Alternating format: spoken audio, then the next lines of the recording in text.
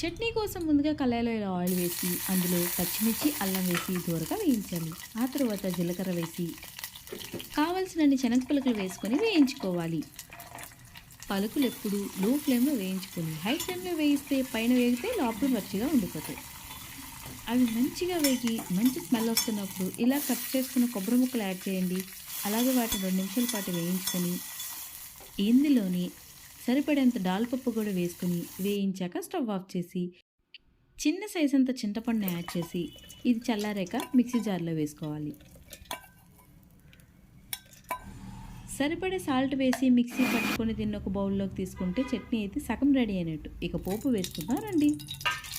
అదే కళాయిలో ఆయిల్ వేసి ఎండుమిర్చి వేసి ఒక్క నిమిషం వేయించిన తర్వాత ఆవాలు జీలకర్ర అలాగే కరివేపాకు వేసి వేయించుకున్న దాన్ని ఇలా చట్నీలో యాడ్ చేసుకుంటే ఉంటుందండి. కొబ్బరి చట్నీ అద్రిపోతుంది.